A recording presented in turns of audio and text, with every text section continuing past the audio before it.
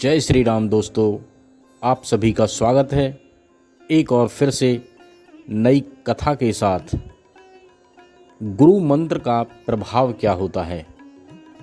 जब लोग गुरु मंत्र ले लेते हैं, गुरु से दीक्षा ले लेते हैं, तो क्या उसका असर होता है?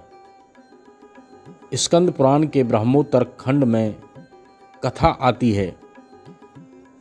काशी नरेश की कन्या कलावती के साथ मथुरा के दासाहर नामक राजा का विवाह हुआ। विवाह के बाद राजा ने अपनी पत्नी को अपने पलंग पर बुलाया, परंतु पत्नी ने इनकार कर दिया। तब राजा ने बल प्रयोग की धमकी दी। पत्नी ने कहा, स्त्री के साथ संसार व्यवहार करना हो तो बल प्रयोग नहीं, स्नेह प्रेम प्यार का प्रयोग करना चाहिए। हे नाथ, मैं आपकी पत्नी हूँ, फिर भी आप मेरे साथ बल का प्रयोग करके संसार व्यवहार ना करें। आखिर वह राजा था। पत्नी की बात सुनी अनसुनी करके नज़दीक गया। ज्यों ही उसने पत्नी को स्पर्श किया, त्यों ही उसके शरीर में विद्युत जैसा करंट लगा।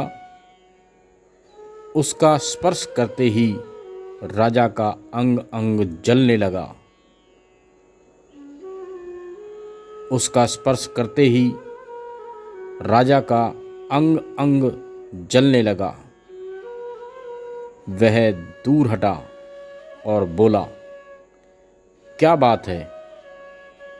तुम इतनी सुंदर और कोमल हो, फिर भी तुम्हारे शरीर के स्पर्श से मुझे जलन होने लगी है। पत्नी कहती है, हे नाथ, मैंने बाल्यकाल में दुर्वासा ऋषि से शिव मंत्र लिया था। वह जपने से मेरी सात्विक ऊर्जा का विकास हुआ है। जैसे अंधेरी रात और दोपहर एक साथ नहीं रहते, वैसे ही आपने शराब पीने वाली वेश्याओं के साथ और कुलटाओं के साथ जो संसार भोग भोगे हैं, उससे आपके पाप के कण आपके शरीर में, आपके मन में, आपकी बुद्धि में हैं और बहुत ही अधिक हैं। और मैंने जो जप किया है, मैंने जो गुरु सुमिरन किया है, मैंने जो भगवान की भक्ति की है, उसके कारण मेरे शरीर में ओज तेज आध्यात्मिक कण अधिक हैं। इसीलिए मैं आपके नज़दीक नहीं आती थी, बल्कि आपसे दूरी बनाकर ही रहती थी और आपसे प्रार्थना भी करती थी। आप बुद्धिमान हैं, बलवान हैं, यशस्वी हैं, धर्म की बात भी आपने सुन रखी है, फिर भी आपने शराब पीने वाली वेश्याओं के साथ और कुलटाओं के साथ भोग भोगे हैं। राजा कहता है, तुम्हें इस सब का कैसे पता चला? रानी कहती है, हे नाथ, हृदय जब शुद्ध होता है तो यह ख्याल आ जाता है।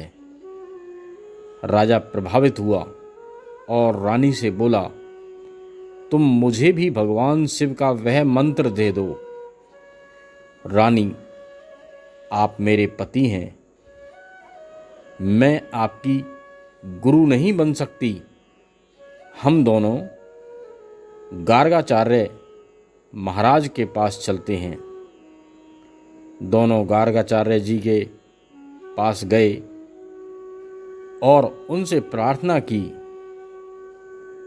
उन्होंने स्नान आदि से पवित्र हो यमुना तट पर अपने शिव स्वरूप के ध्यान में बैठकर राजा और रानी को निगाह से पावन किया। फिर शिव मंत्र देकर अपनी शांभवी दीक्षा से राजा पर शक्तिपात किया। कथा कहती है कि देखते ही देखते कोटि कोटि कोए राजा के शरीर से निकल कर पलायन कर गए। काले कोए अर्थात तुच्छ परमाणु, काले कर्मों के तुच्छ परमाणु करोड़ों की संख्या में सूक्ष्म दृष्टि के दृष्टाओं द्वारा देखे गए हैं। सच्चे संतों के चरणों में बैठकर दीक्षा लेने वाले सभी साधकों को इस प्रकार के लाभ होते ही हैं। मन बुद्धि में पड़े हुए तुच्छ कुसंस्कार भी मिटते हैं।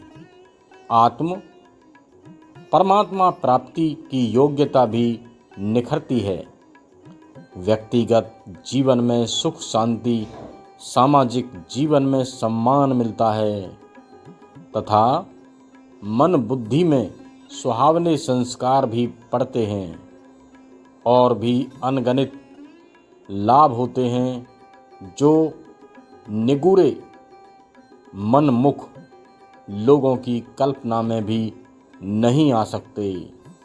मंत्र दीक्षा के प्रभाव से हमारे पांचों शरीरों के कुसंस्कार व काले कर्मों के परमाणु छिन्न होते जाते हैं।